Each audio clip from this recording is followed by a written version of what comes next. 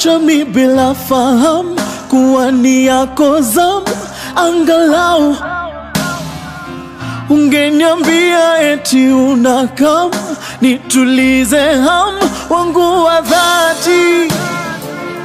Hey, tama zangu zimenikwamia mikononi, labda huu ni mwisho wa dunia. Safiri salama, msalimu Maulana, tutaonana baadaye. Safiri salama, msalimu Maulana, tutaonana baadaye. Ndio, tutaonana. Kugira ngo twese tubone umwanya wo kutagenderera turakora dusezera hano, abatagenda basezera n'abagenda bari hano nabo nta kibazo. Ariko muri ibyo kugira ngo ducunguze uburyo umwete iriya niho dufata umwanya muremure, hano nta mwanya muremure dufite.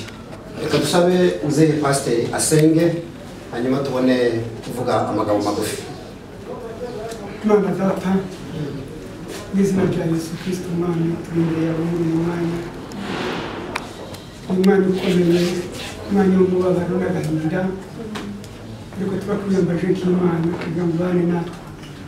Udusanga hagati uhagaze aha, tuje guherekeza umwana wacu, tuzi kuko wamaze kumwakira mu bwami bwawe. Natwe turakwambaje nk'Imana kugira ngo ubane natwe. Ni wowe uzumara umubabaro n'agahinda. Muri iyi si n'isi y'umubabaro, ariko ni wowe uzuduhumuriza kuko wayinesheje. Ubane n'aba bose baraha, udufashe mu bigiye gukorwa byose mu magambo avugwa. Ni wowe dushyize imbere Mana, udusange bigaragaze nk'Imana, umuriza imitima y'abantu, tubone ukuboko kwawe muri iki gikorwa turi mu Mana. Ubane natwe, udufashe uyu mwanya turi hano kugeza no mu mwanya tugenda tugashyika hariya kwirindi. Ibyo byose nimwe tubyeretse ko kuri Imana, ibikorwa byose tubishyize mu maboko yawe. Turagushimira kubyumvise kandi dukoze mu izina rya Yesu, amen. Amen. Reka turirimbe indirimbo y'umuruko w'73 tuvuge ngo maisha katika dunia ni kama kupanda na vumbi. Abashumba bari hano turabakiriye, mwese aho mwavuye mataratandukanye, abagabo, abagore, abasore, inkumi, turavuze ngo mwegere n'Imana ibaho umugisha. Reka turirimba kanya muri iyo ndirimbo, hanyuma tubone gufata umwanya gusezera murambo. Maisha katika dunia ni kama kupanda na vumbi, apandaye katika mwili atavuna uharibifu. Tukitumikia Mwokozi tutapata thawabu mbinguni. Yafaa kuishi na kufa katika maneno ya Mungu. Yafaa kuishi na kufa katika maneno ya Mungu.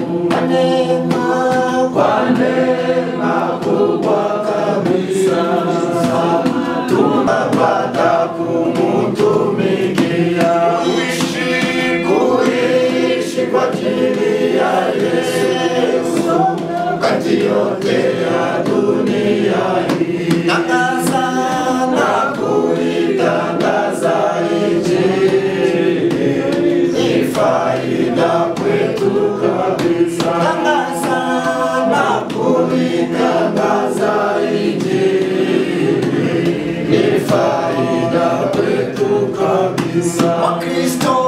Wakristo watapoingia mbinguni kumsifu Mwokozi, na mimi nataka kufika kuimba pamoja nao. Tutamshukuru Mwokozi aliyetununua kwa damu.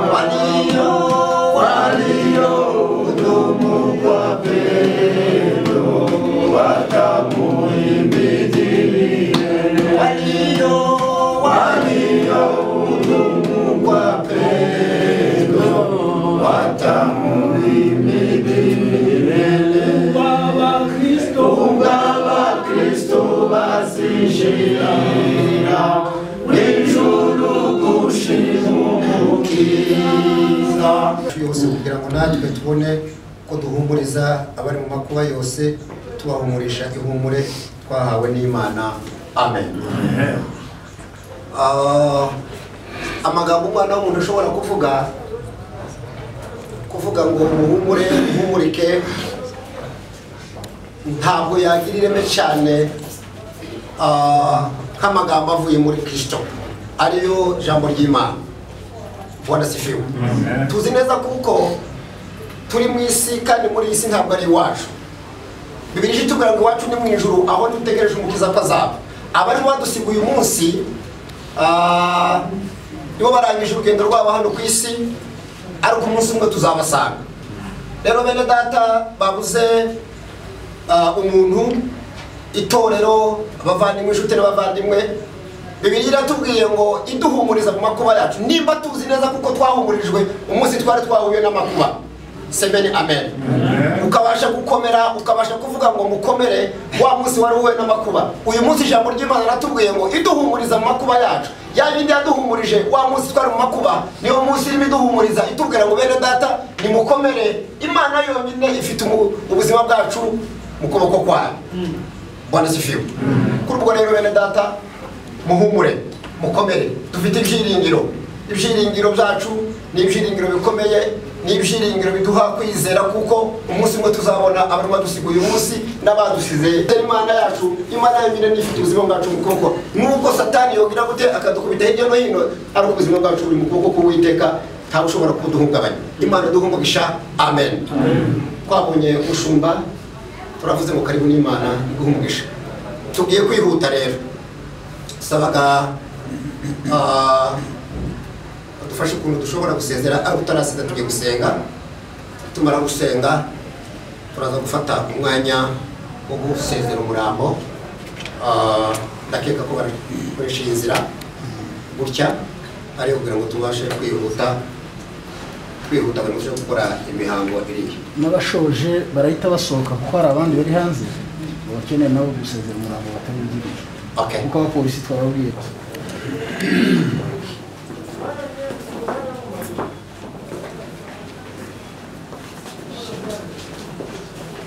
duhita dukomeza hanze ya gate.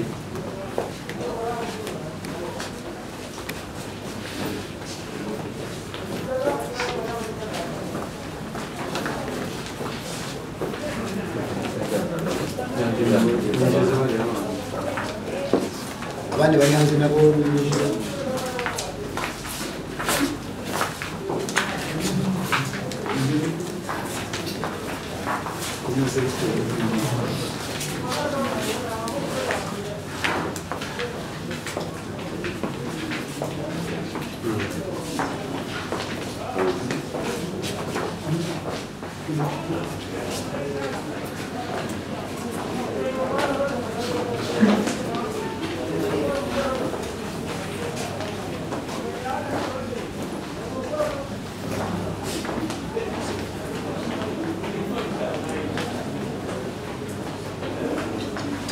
abandi badusezeranya. Abandi barabonye hanze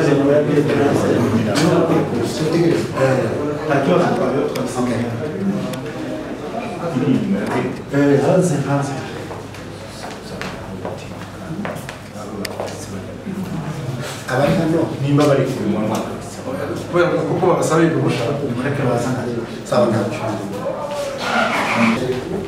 Harimo kugira umuryango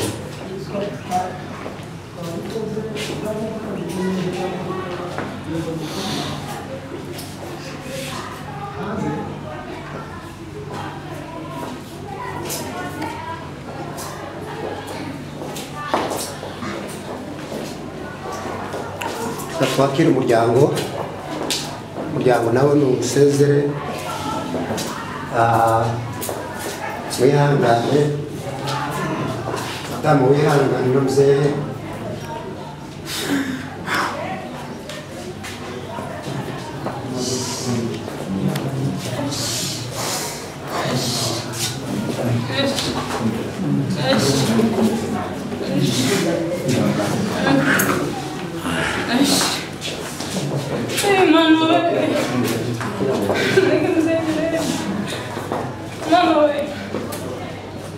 we ndagushimiye Mana. Shimiye ibyo ukoze wa Mana. Ndagushimiye iminsi twabanye Mana. Tuyibana nk'amahoro Mana. Kaba mbaye ku munsi w'umugisha wa Mana.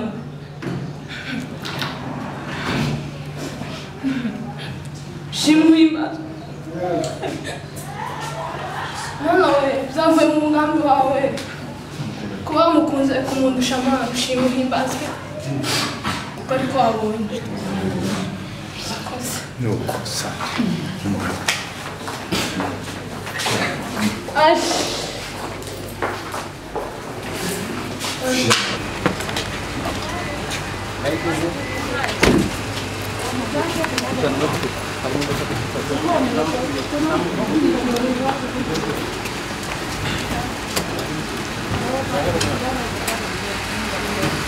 Wah, good.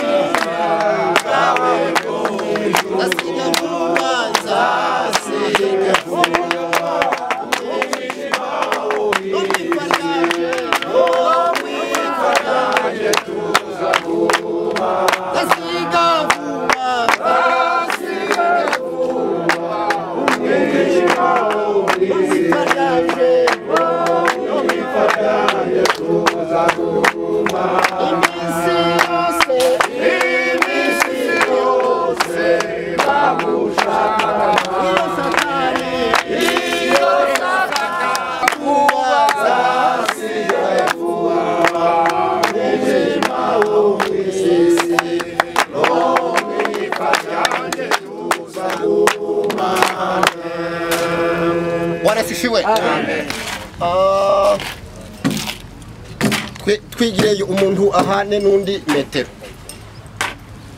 kandi tubyubahirize urebe nimba hagati yawe na mugenzi wawe hariho metero musenka bahana intera kubera ko hari amatangazo dusanga akatubwira ngo abantu baregeranye cyane kandi hariho n'abandi batureba twubahe ubuse nkaba habigirayo kandi tubyubahirize biradufasha. Yego. Bwana sifiwe? Bwana sifiwe? Amen. Kwegereje abantu bose bavuye hirya no hino.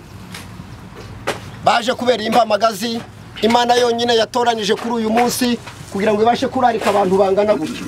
Iyo bisha kuba wenda kuri twebwe ntibyari gushoboka ariko kuko Imana izibashe kurarika umuntu wese aho yavuye turakwakiriye n'Imana iguha umugisha.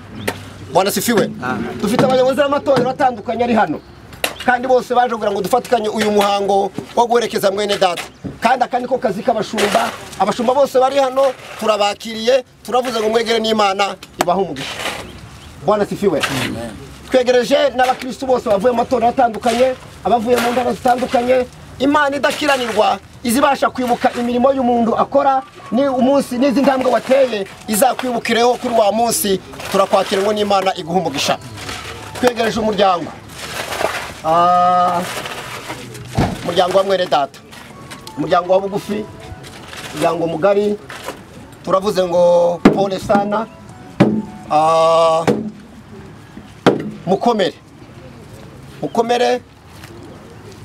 mugira ibyiringiro kuko umunsi umwe tuzasanga muvandimwe wacu Samuel waruhutse kuri uyu munsi dufite umushumba waje ari kumwe n'umwana Pastor Kana uva mu gihugu cy'u Rwanda turavuze ngo pole sana kandi ukomere wihangane Imana idakiranirwa ikomeze kube hafi kandi ikwegere Bwana sifiwe amen reka dusenge Imana dusabe Pastor kuva Tongai asenga Imana hanyuma tuje kwakira Bishop abone gukomeza gahunda karibu gusenga Mana mu izina rya Yesu kugira neza ibihe byose uzuye urukundo n'imbabazi turagushimiye umunsi mwiza watwemereye kuba aha hantu mu birori bya mwene data wadusize wafunguye wabonye kuko arangije imirimo ya hano mu isi wamutegeka nimura data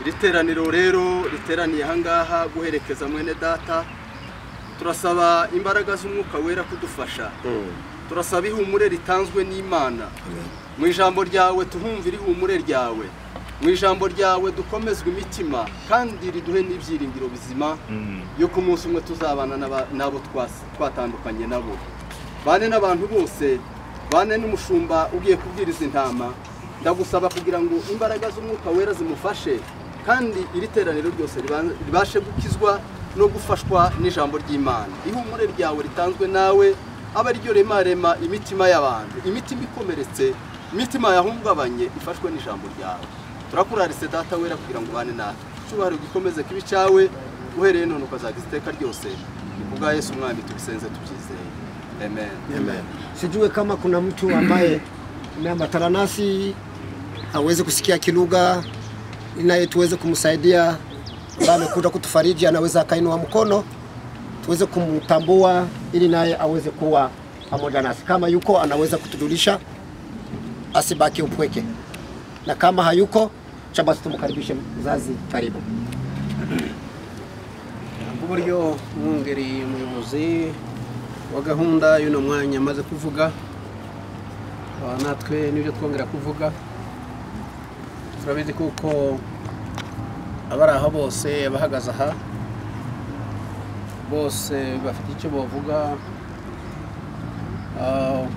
ku mwana wacu witabye kandi uko twese bari aha niko dufitanye amasano bigatuma tuvuga ngo umuntu wese uri aha ngaha yakire ihumure muri uno mwanya kuko wari umwanya umwana wacu witabye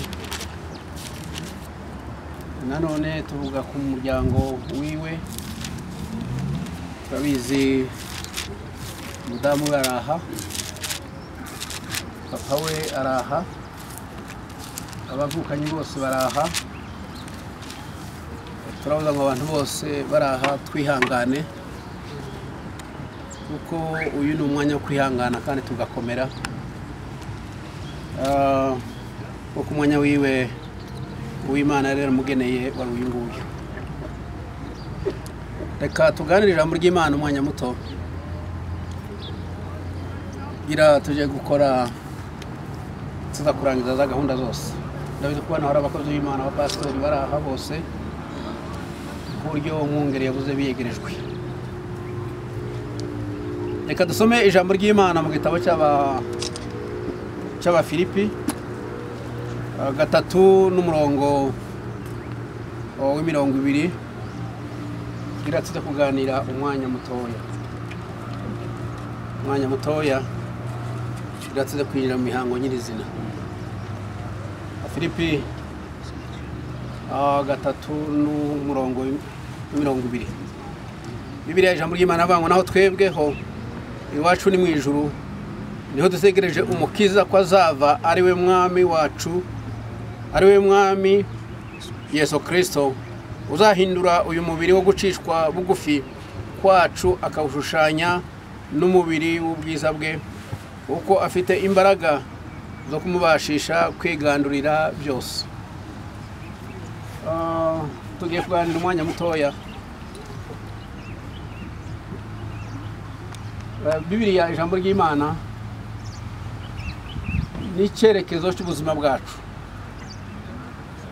Umuntu wese shaka kugira icyerekezo cyiza cy'uburyo bw'Imana akurikiza ibyo Bibiliya amabwiriza tubwira. Kandi Bibiliya ijambo ry'Imana ni umurongo ngenderwaho abantu bakwiriye kugenderaho kandi ukabafasha. Ijambo ry'Imana dusomye hano umwanya mutoya hariho amagambo abiri usomye hano kuri 3 ni 17 kugeza kuri 20 aravuga amagambo abiri. Aravuga amagambo abanzi b'umusaraba, abanzi b'umusaraba wa Kristo, abantu batemera ko Kristo yapfuye akazuka, abantu batemera imirimo yose Kristo yakoze, abantu batabyemera. Noneho Pawulo ashaka kuvuga aya magambo, cyo cyatumye ababwira abo bariko n'ikiganiro bagiranye gisa n'impaka. Bamwe bavuga ngo abapfuye ntibazazuka. Pawulo ngoze yandika amagambo iwe arababwira ngo sukuduka gusa, ariko aravuga ngo naho twebweho iwacu ni mu ijuru. Iwacu ni mu ijuru niho dutegereje umukiza ko azava, mukiza umwami Yesu uzahindura ibi byose tubona ko bikomeye akabigira bishya, uzahindura ibingibi abantu babona kuko bidashoboka uwo munsi bigashoboka. Bibiliya ivuga ngo afite imbaraga zo kwigandurira byose. Uwo niwe twizeye, afite izo mbaraga, afite ubwo bubasha, afite izo mbaraga zo kwigandurira byose. Yobu yavuze amagambo aravuga ngo iyo umuntu ari mu isi ngo abafashe igihe ni nk'umuntu ufashe igihe mu ntambara, kandi iminsi ye ni nk'iy'umuntu ukorera ibihembo. Kandi umuntu wese ukorera ibihembo uzabuca yarangiza imirimo agataha. Umukozi w'Imana avuga ngo natwe niko bimeze, ngo ni nk'umuntu ufashe igihe mu ntambara. Ntambara turazizi, nizo zizi zitumye duhagara hano n'umunsi wa none ni intambara. Ariko nanone nubwo intambara ziriho zizagera igihe zigeze igihe cyazo zazo, kuko hariho igihe cyo kubiba, hari igihe cyo gusarura, hari igihe cyo kubaka n'igihe cyo gusenya. Ariko nanone iherezo hazaba igihe cy'amahoro. Nubwo bimeze gutya, mwene data waruhutse iwe ari mu mahoro y'iteka. Mwene data waruhutse iwe ari mu mahoro y'iteka. Aya magambo duhaye tuvuga ko turayabwira abantu bari hano, ababyeyi bari hano, umuryango uri hano, abantu bose batabaye. Nicyo gituma duhaye tuvuga aya magambo. Twebweho iwacu ni mu ijuru. Iyo bivuze ngo twebweho iwacu ni mu ijuru, bivuga ngo twebweho hano si iwacu. Hano naho dukorera imirimo, hano naho tunyura, ariko tukazaje iwacu. Amen. Amen. Amen. Amen. nubwo twaba dufite intambara zikomeye, nubwo twaba dufite ibintu bitwugarije, ariko hano si iwacu. Hano si iwacu, kandi umuntu w'umushyitsi aharaye hose aza yibungenga nk'umushyitsi, akora nk'umushyitsi, atura nk'umushyitsi, kuko bucya agenda.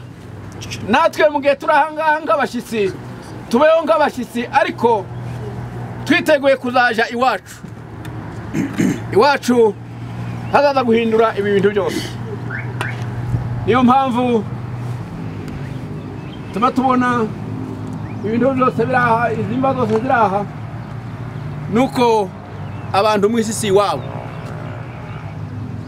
Gusa igikwiriye ni ukwizera ijambo ry'Imana, ni uguhagarara ku ijambo ry'Imana, tukagenda tuje iwacu twiteguye, tukakirwa nk'abantu bagiye iwabo. Imana yo mu ijuru ibagirire neza, Imana yo mu ijuru bakomeze, Imana yo mu ijuru ibane natwe twese turi ahangaha, kandi nimwakire ijambo ry'Imana. Amen. Ndatekereza kuko barangije, reka tujyane umurambo hariya. Jyane umurambo hariya, gira tuje kurangiza mu yose. Hariho abantu batarasezera, reka dusezere. Kandi abantu babe batandukanye rwose. Hari abatasezeye, ubwo rero tugiye gukora gutya. Zimanikora biradutangaza, ntanuwabimenya uko biri, ariko icyo nzi nuko iby'Imana ishaka ari byo nkwiriye gukora. Ariko icyo nzi nuko iby'Imana ishaka ari byo nkwiriye gukora. Mu rugendo ntabwo nabimenya byose, ariko nzi ko nzabimenya.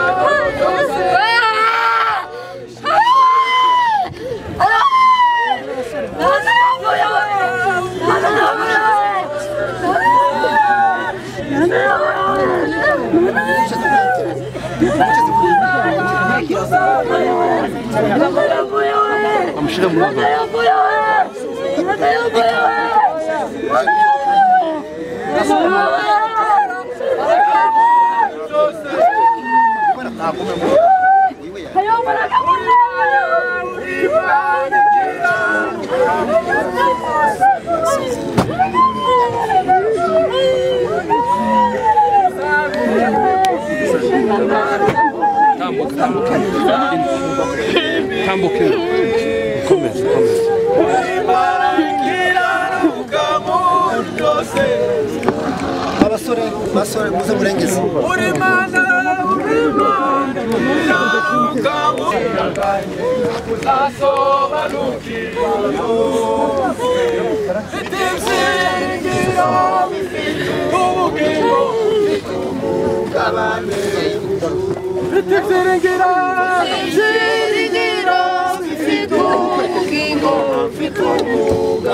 Murebe uko mubazana.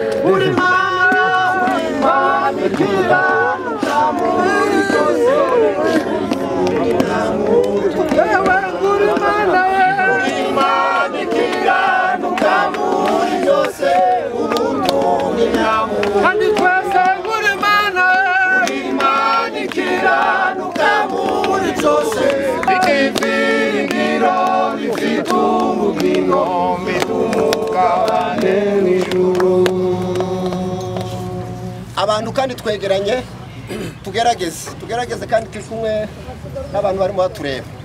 Ngo umuntu turabashimiye n'Imana ibaduhere umugisha hasigaye rero turaza kubona umwanya urambuye wo kuvuga nicyo gihe tuza kuvuga ibiri ku mitima yacu murakoze reka abaza kudukorera aka kantu basi mnaweza kutusaidia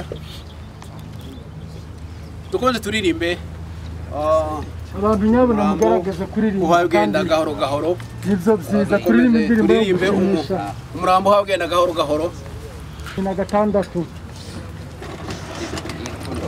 aba Yesu beshemera izina rye ryiza ribamara imibabaro rikabatinyura ribamara imibabaro rikabatinyura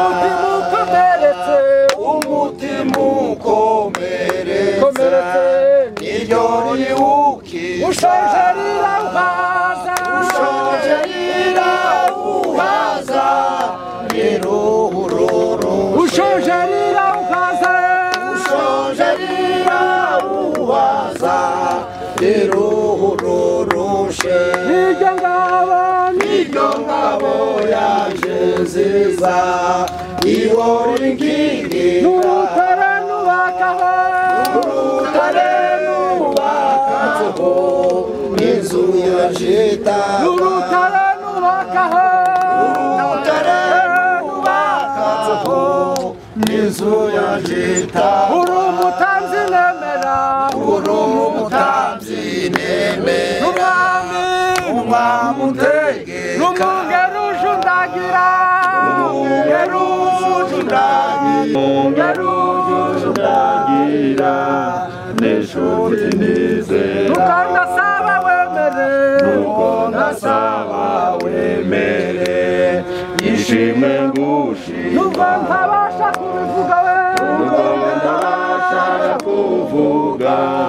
bikwiriye nuko ntabasha kuvuga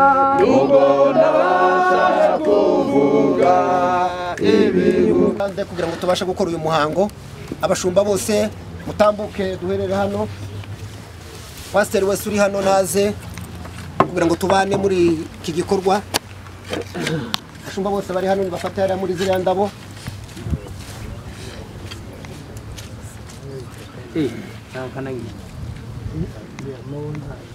reka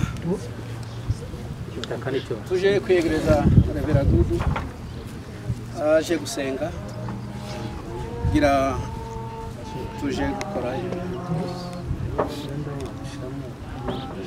izina ryawe data izina ryawe rikomeye izina ryawe twubaha duhagaze hano umwami duciye bugufi ku bwawe niko Yobu yaravuze ngo wampamagara nakwitaba ushaka kureba imirimo y'amaboko yawe kandi tuzi neza yuko uzi ukora ibyo ushaka mu ngabo zo mu isi n'izo mu ijuru ubu ni ubushake bwawe turabwemera turabwubaha tukaba duhagaze hano mwami tugusaba ngo imitima y'abizera ndetse n'iy'abavandimwe n'inshuti uyikomeze kandi irusheho gutekereza icyo wakoze no kucubaha mana humuriza buri wese tureme mwihumure kandi uduhishurire umurimo w'amaboko yawe wakoze wo kwisubiza abawe reka icubahiro kibicawe mu izina ryawe Yesu. Bibiliya ijambo ry'Imana rivuga kuko umubiri w'ubutaka uzongera ugasura mu butaka naho uw'umwuka ukazamuka ukaja imbere y'Imana.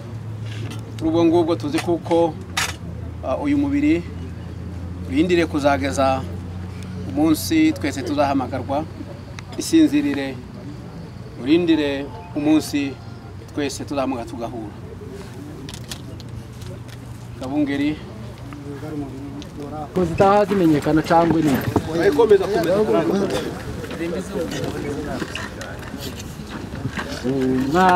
mageze kwirembo wabambwe ku musaraba yaje kudukoranya be tubane mw'ijuru kw'irembo saraje kandi ageze kw'irembo ivyabakama bizerekana kuza kwe birihuta kuboneka agiye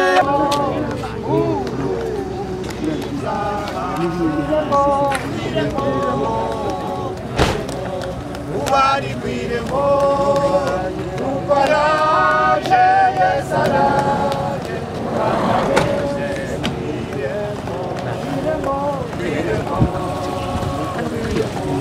ubari kw'irembo ukaraje yesaraje kandi ageze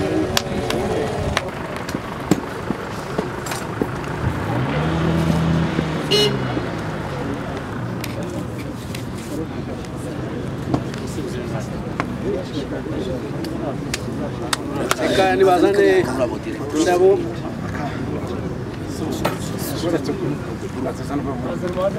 umwirondoro wa nyakwigendera. Nyakwigendera yitwaga Rutonda Alexis, se yitwa Rurambya Eliazar, nyina yitwa Nyirarukundo Neema. Yashatse cyangwa se yashakanye na Mujanukire Alice mu mwaka wa 2017 mu gihugu cya Repubulika Iharanira Demokarasi ya Kongo.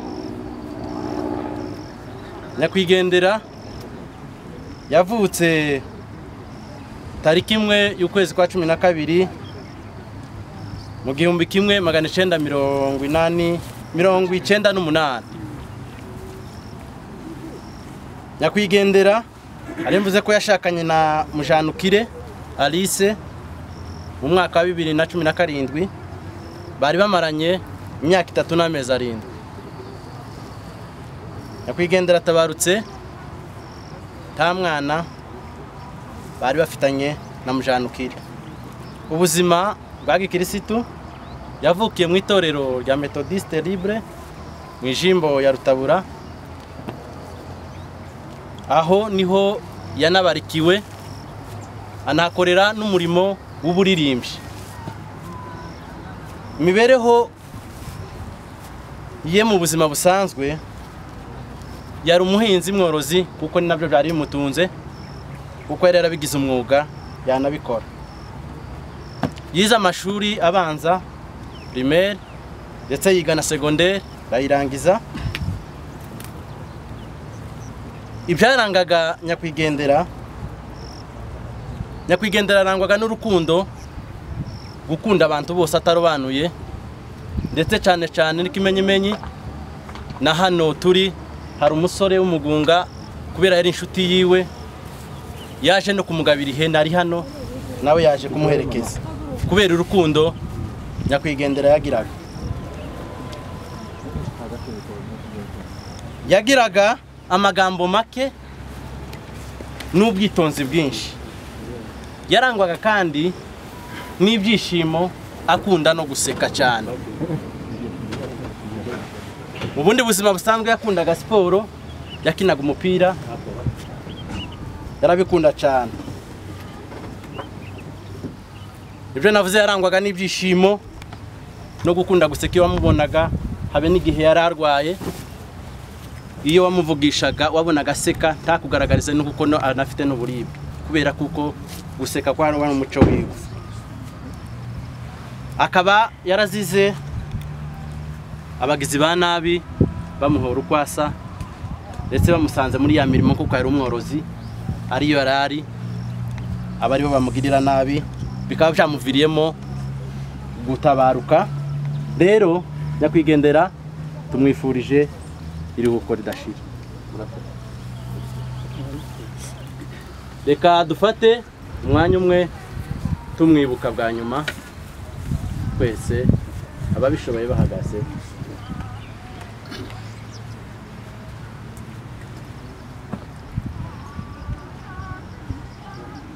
Murakoze.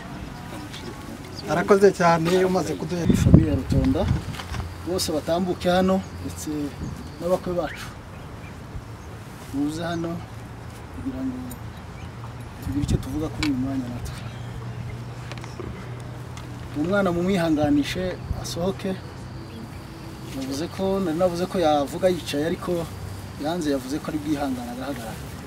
Ubwo abari kumwe nawe abari hafi musore mu modoka hanyuma duhe ijambo mzee Pastor Kana mise wabo uyu musore duherekeje kugira ngo agire icyo avuga muri aka kanya.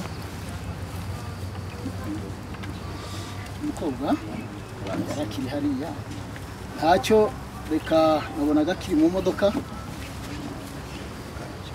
yavuze ko ahagarara impamvu yo kwicara yihangane ugire icyo tubwira mu magambo make ashoboka.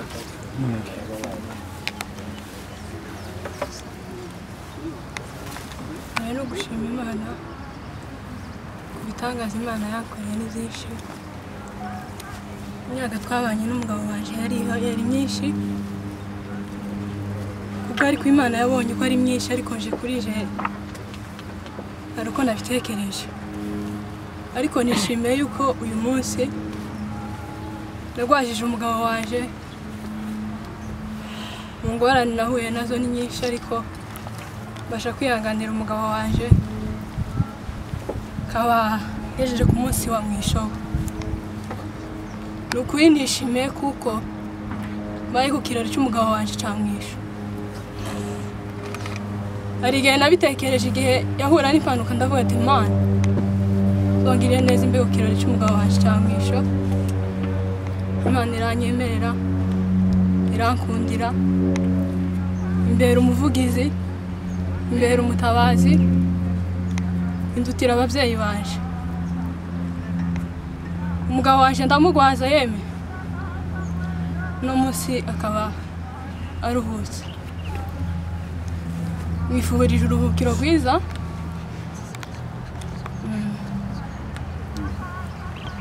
Twari umwanya muremure cyane. Nongeye gushimira muzehe yanyitayeho, muzehe yambaye bugufi, muzehe yambera inshuti yanje.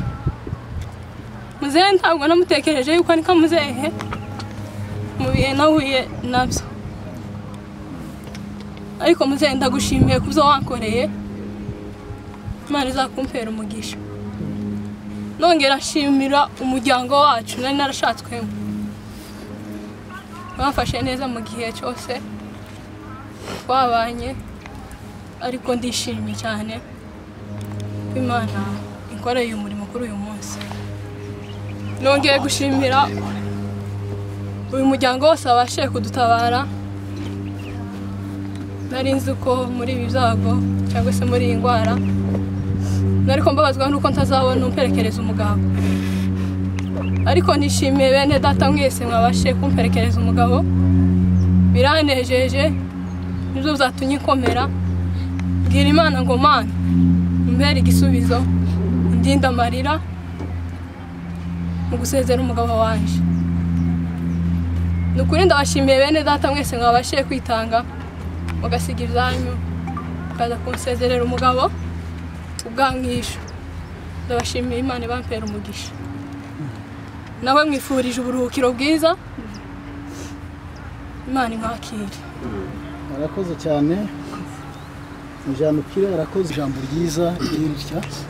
Reka duhe umwe muri bashikiwe mukuru.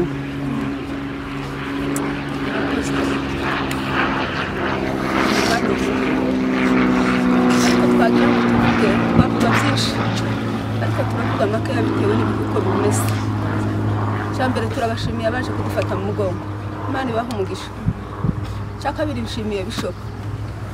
Igihe umwana twari tubeze ku bintu bihindutse, barantelefone ntabwo twari kumwe, turaza Bishop aradutabara. Imana ibaha umugisha.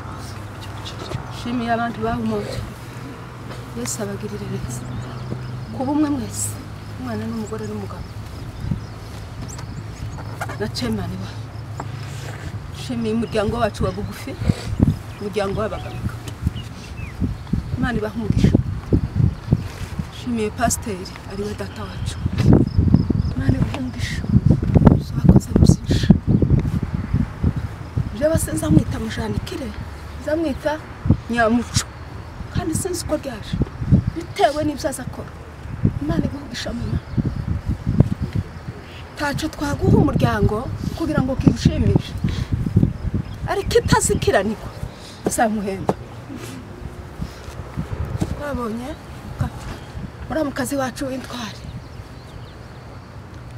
umukobwa ukomeye umukobwa w'ubwenge umukobwa w'umutima mwabasita mwese muri hano mwabyaye intwari Imana ibaha umugisha mwabyaye intwari uyu mwana mukivisa mwera ataguye iriya hamwe twarabishimye umugwajije amezi 6 mwana utaba ufite umwana w'iki gihe ntabwo muvugaho byo byose murabigenzuye abantu bakuru bari hano yakoze inshingano ze kandi arazikora ziratunezeza twese uko tungana mu rugo ndetse n'abandi bose bamurebaga mujanukira yakoze ibintu byiza ariwe nyamuco atugirira neza imitima yacu irishimye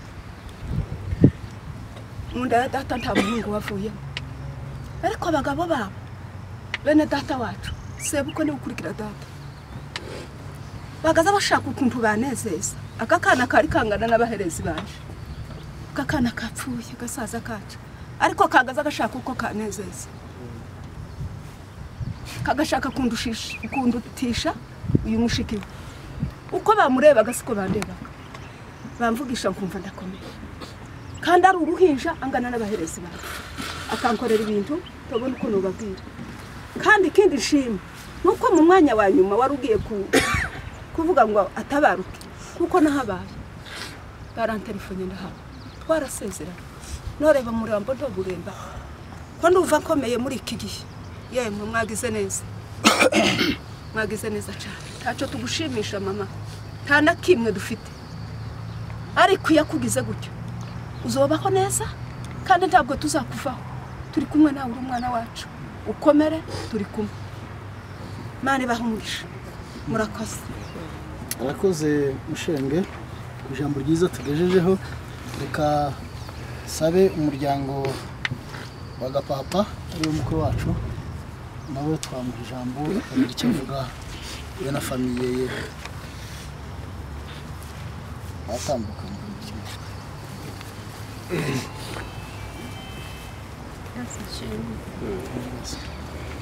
Shimira Imana kuko abaza mu kubona kumwe. Shimira Imana yuko nakomeje kurangiye kuvuga umwana adafite kuri uyu mwanya.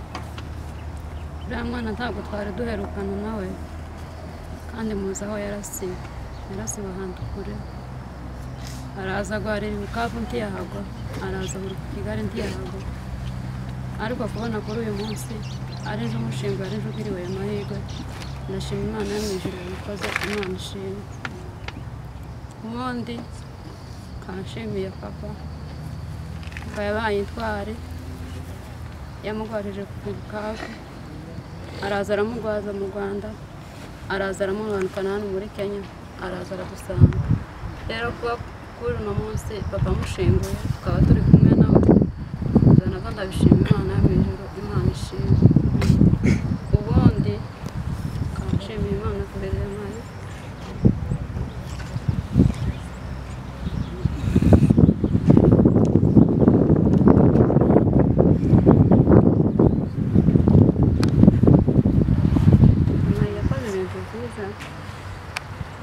jewe twabanye iminsi mikeya ariko nabonye ibintu yamukoreraga ahubwo zo kwihanganira abana b'iki gihe abakobwa b'iki gihe nta mwana w'iki gihe bazihanganira ariko uyu mwana yakoze ibintu sinzi na mama we wamubyaye ko yabyihanganira akabikora iyi minsi yose ariko uyu mwana yabaye umubyeyi yatubereye umwana mwiza yabaye umwana mwiza arihangana yihanganira umugabo wiwe aramwihanganira iminsi yose bari babanye ntabwo byari byoroshe kugira ngo umuntu mukuru uzumwogereza aho aryamye umuterure ibyo bintu byose ndabishima Imana yo mu ijuru yabikoze.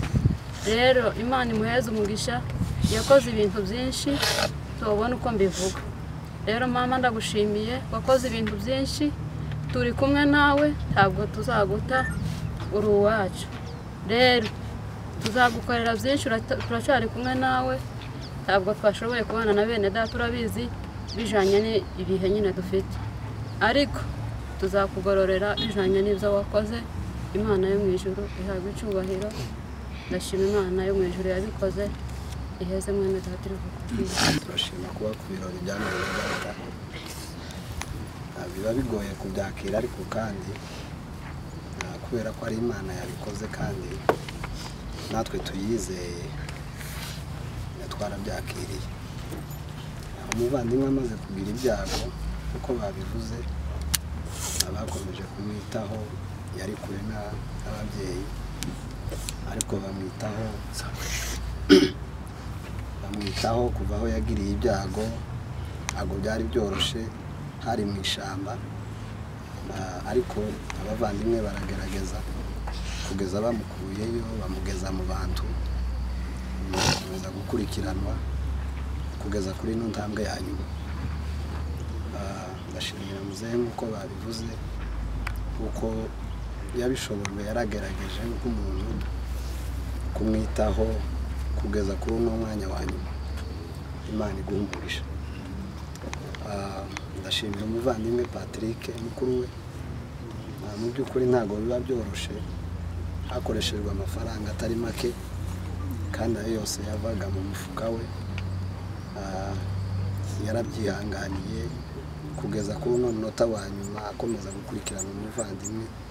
Mu by'ukuri nubwo bavukana ari amaraso amwe, ariko kandi yashizemo ibi byago yagize, madamu azamugera hati, kuko njye numvaga wenda mu gihe cyose byashoboka ko ntazamugeraho. Sinzi ko Imana wenda yumvishije ibiri mu mitima, biba ngombwa ko umwana azanwa hano.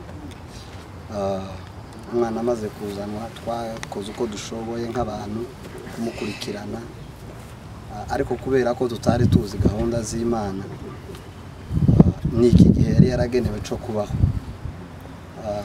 Turabishimira Imana, kandi turanashima ko Imana yadukomeje. Bwa nyuma ndashimira madame we, kuko babivuze, mu by'ukuri umujanukira afite indangagaciro wenda zitakwigana, kubera ko ibyo yakoze nje sinobishobora. Kwita ku muntu udashobora kugira icyo yikorera, icyo ari cyo cyose akabyihanganira ihari yiwe kugeza kuri uno munota. Kandi cyantangaje nuko atigeze ata imbaraga cyangwa icyizere. Umujanukire waramureba ukabona afite morale, afite ibyishimo, kandi wenda ureba ubona ko hari ikibazo gihari, ariko yarabyakiriye. Yabikoranaga umutima w'urukundo n'umwete. Mu by'ukuri ndagushimiye.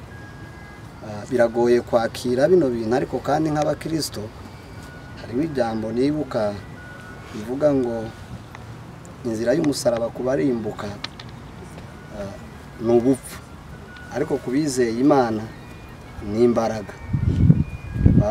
Dusanga mu ihumure kubera ko tugira Yesu muri twe. Niyo tutari kubona abantu, umuntu wese ufite Yesu agenda n'ihumure, nubwo kubura abavandimwe bitaba byoroshye kubikomerera, ariko kugira Yesu ni ikintu cy'agaciro. Nsoza kubw'ibintu umujanukire yagiye akora nk'uko babivuze, turi kumwe aho azaba ari hose, kubera ko Imana yatuvukanishije. Tuzakomeza kumwitaho nk'abavandimwe, kandi dukora icyo dushoboye. Hari ikintu canje ku mutima, wenda nubwo bitaba ari ngombwa wenda ko twagikora, ariko numvishe nzamugurira ibitenge 2 by'ishimwe kubyo yagiye akorera umuvandimwe, amwitaho, amukorera kimwe cyose. Nzabimugezaho. Murakoze. Reka mbanze nshimira itorero Harveste imaze kudukorera imihango myiza yo guhumuriza imitima yacu. Mu rwandiko rwa mbere Pawulo yandikiye Abatesalonike ibice 4 no ku murongo wa 18, yaravuze ngo nuko mumaranisha imibabaro kubwirana aya magambo. iyo ataza kuba aya magambo y'ubugingo twari guheramo n'agahinda ka Samweli, ariko kuko dufite ibyiringiro kuko Yesu yapfuye akazuka, niyo mpamvu duhaye twumva nubwo tubabaye ariko imitima yacu ifite ibyiringiro. Rero tukaba dushimiye iri torero ryadukoreye imihango n'ijambo ryiza Bishop yatugejejeho. Ndavuze nti mwakoze, Imana ibaduhera umugisha. Ijambo rya kabiri, Samweli nkuko mwamwumvise, Samweli yishwe n'akarengane. Samweli yishwe n'akarengane. Samweli amaze kuraswa yarasiwe ahantu kure cyane, ahantu hatagera n'imodoka. Batubwiye amakuru, twarababaye tubura icyo dukora, ariko tuza kugira umugisha ku Rwa Rouge iragendera muzana mugezi Baraka. Ageze Baraka baramuzana mugezi Bukavu. Ageze Bukavu bamubaza inshuro 4 n'indi nshuro bari bamubagiye urimba, bamubaza inshuro 5. Baragerageza kuvura uko bashoboye kose, ariko tubona bitagenda. Tuza gusaba transfer, turababwira tuti bibaye byiza kuko umwana yagiraga uburibwe bwinshi cyane mu maguru, yirwaga avuza induru, akarara avuza induru. Tuza gusaba transfer, turababwira tuti nibaduhe transfer tumujane mu Rwanda. Tugeze mu Rwanda rero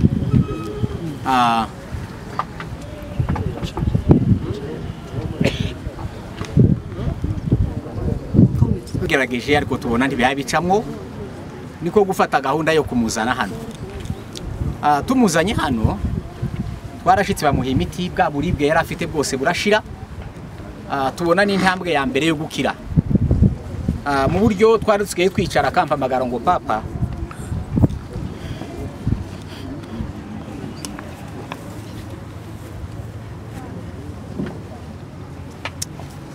akampamagara ngo papa, ndashaka kumfata amaboko nkaguruka.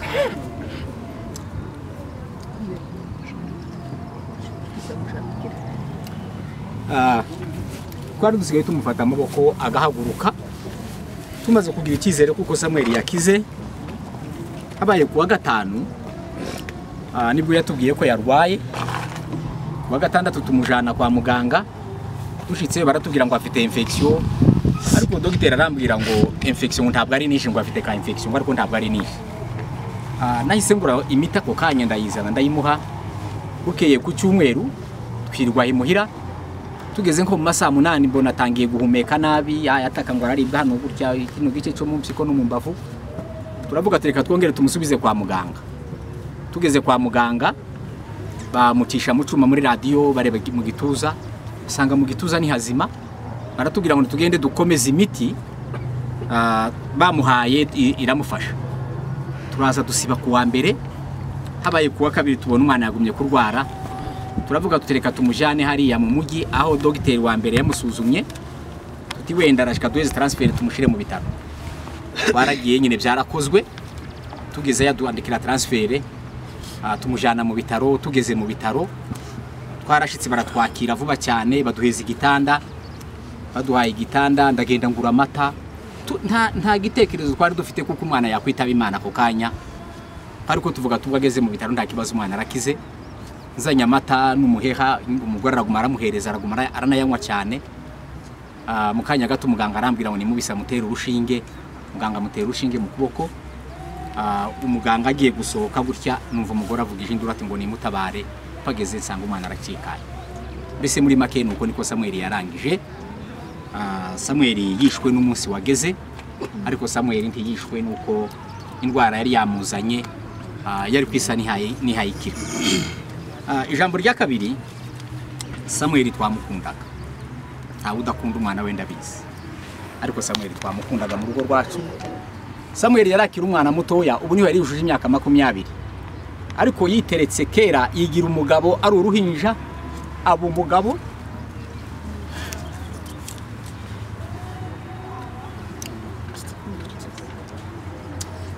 Tekereza ko ari cyo cyane atumye ashaka akiri mutoya cyane.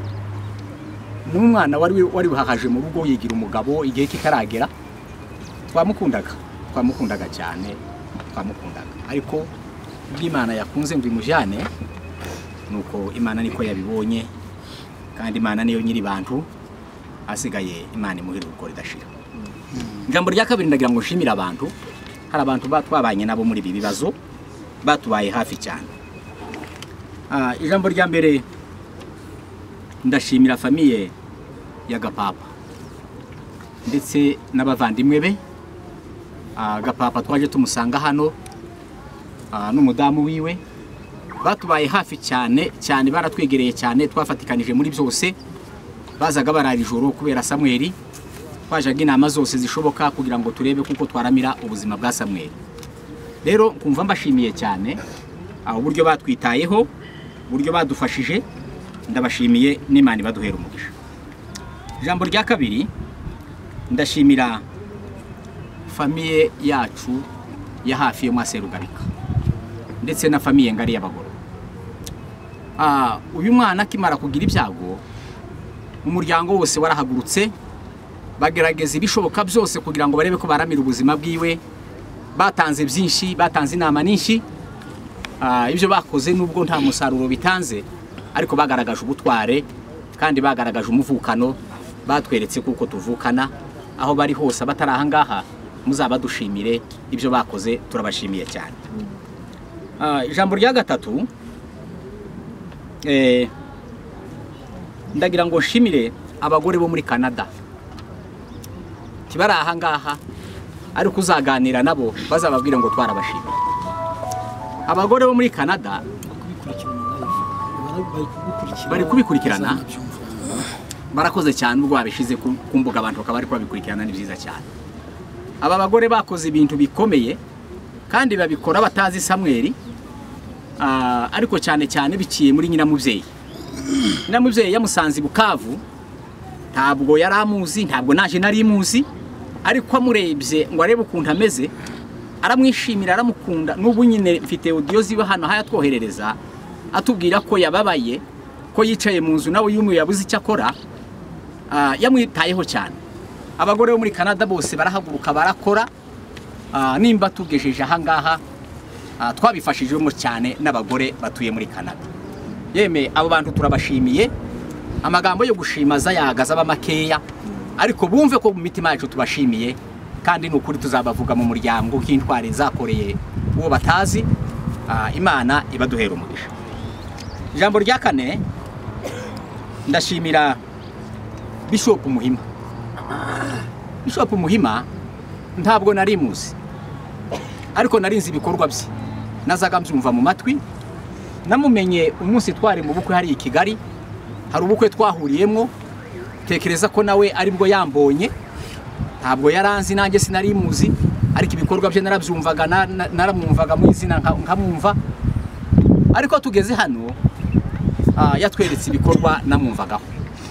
Twageze hano aradusura, amaze kudusura ejo bundi tumaze gushoberwa twabuze iyo twerekera. Urabona ko rwariza mu gihugu utazi ni ikibazo gikomeye. Kuwa kabiri tubona araje aratubwira ngo araduherekeza tujyana umwana ku bitaro. Tujyana nawe, tugeze mu mujyi batwandikira transfer, twari kumwe nawe, turagenda tujyana mu bitaro. Twageze mu bitaro turi kumwe nawe, umwana yacikanye turi kumwe nawe. Ntacyo atakoze kugira ngo tubashe kuramira ubuzima bw'uriya mwana, ariko nyine kuko Imana yari yabukeneye, Imana iraturusha imbaraga. Nkumva rero mushimiye Bishop Nyakubahwa, ndagushimiye n'Imana iguheze umugisha.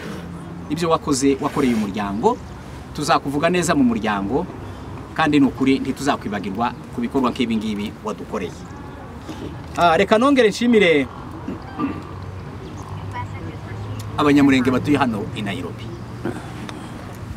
Sinzi uko mutuye mu bice bitandukanye, ariko ntekereza ko twagiye tubona abantu baturutse mu duce twose dutandukanye. Mwaradusuye mwese, harabazaga bari hariya bakahava mu masaa 3 ya nijoro. Ndashimira na cyamani. Cyamani mufite umucyamani mwiza. Abagore bazaga bicara hariya bagakora nijoro saa 3, bose akabacyura akabageza mu mago yabo. Murumva ni igikorwa gikomeye. Shimiye abanyamurenge batuye hari Nairobi. Mufite umuco mwiza, mufite ishaka ryiza. Mwaradutabaye, mwaraduhumurije. Mwese nutabashe kugera hano, mubabwire ngo twabashimiye, nta kindi twakora. Namwe Imana ibaduhera umugisha. Ijambo rya gatatu rya kane ndashimira abana bacu. Umwana wa mukuru wanje Sarugabo Patrick, nta uri hano ari mu mahanga, ndetse na David Gakunzi. Aba bana bombi badukoreye ibintu bikomeye. uyu mwana bamwitayeho bamurwanyeho bagaragaje ubutware kugira ngo barebe ko boramira ubuzima bwa Samweli ariko nyine ntibyashobotse batakaje ibintu byabo byinshi. Mu byukuri aba bana turabashimiye nubwo tuvukana nubwo bakorera ngo bavukana ariko hari uwo mushobora kuvukana ntagira icyo akumarira ariko kuba baramwitayeho bakamukorera ibyo bagombaga gukora. Aba bana turabashimiye, Imana ibaduhera umugisha aho bari kandi Imana ibongerera aho bakuye ibyo ngibyo, Imana ikomeze ibongerera ibindi. Reka ndangize nshimira Mujanukire. Mujanukire rero natekereje amagambo yo kumushimira ku mutima, kumva amagambo ufite ntaremereye, ntafite uburemere bujanye n'ibyo yakoze.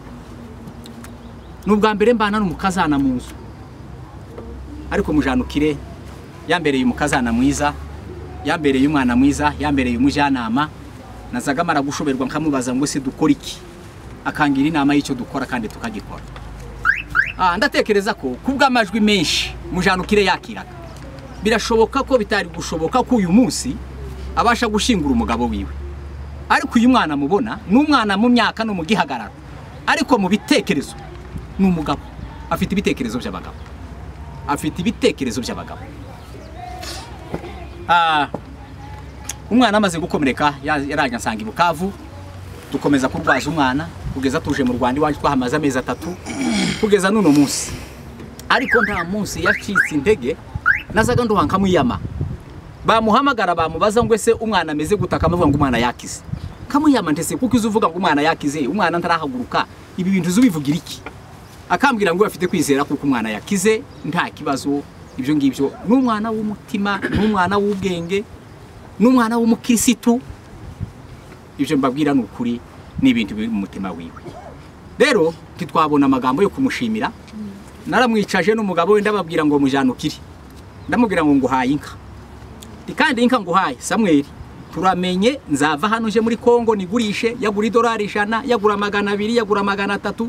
Ndamubwira ngo ninka ya Mujanukire, nimba azagenda akicara muri hoteli akavuga ngo nararushe reka ndyame iminsi 3 nibura, tari kwiye amafaranga nzozana tina amafaranga ya Mujanukire ku giti ciwe. Turamenye bya bindi by'abagabo ngo Mujanukire namuhaye inka ngo niwe ugiye kuyiri. Nukuri ibyo ngibyo narababwiye na Mujanukire yarabizi. Nubu nyine nari kumvuga ngo nimba siga hano nzataha imuhira nari nabimugenda bwa nzashaka kugurishiriza inka yawe inze niguheze yo kugushimira. Ariko natekereje inka zo muri Kongo nuyifite ubu ngubu sinka tawibara nk'inka, dushobora kuba tuyibara uyu munsi ariko no muzitagihari. Ariko hari icyo natekereje, hano twateguye envelope niyo nka twabonye ngira ngo dushimire Mujanukire, turagira ngo tumushimire mama ibyo wakoze ni byinshi titwabona icyo tuguheba.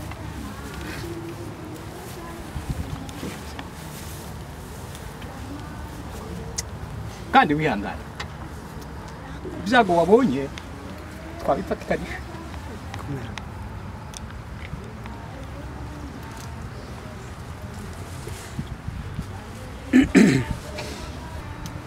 Mushimire mu izina rya mukuru wanje utabaye hano ari we Sebukwe. Kintu cyambabaje cyane, Sebukwe namusizi wanje mu rugo yari yaje kubasura, maze kuza nawe bamukingira inzira, ubu nyine ari mu rugo ari wanje hari i Kigali. Imuhira mu rugo iwabo bamubuze, nawe i Kigali arambura. Ubu twese ngaho twaburanye, twabuze ko tubigenza, turiko turahamagarana tukababokurira, ariko hamwe no gusenga Imana, Imana yo mu ijuru izagira ikikora. Rero mu izina rya mukuru wanje utarahangaha turagushimiye ku byo wakoze, ibyo wakoze warikoreraga, wakoreye umuryango, nta na rimwe tuzakwibagirwa mu mateka yacu. Ntabwo tuzakwibagirwa. Aho uzaba uri hose tuzaba turi kumwe. Inama uzatugisha tuzazikugira nk'ababyeyi, kandi nawe inama tuzakugisha uzazitugira nk'ababyeyi bawe. Kumva rero reka sabe nyina Manyonga tambuka na Domitira mumushikirize iri shimwe twamuteguriye, muri mushikirize warakoze ndi kwabona icyo tuguhemba, hasigaye Imana izakuduhera.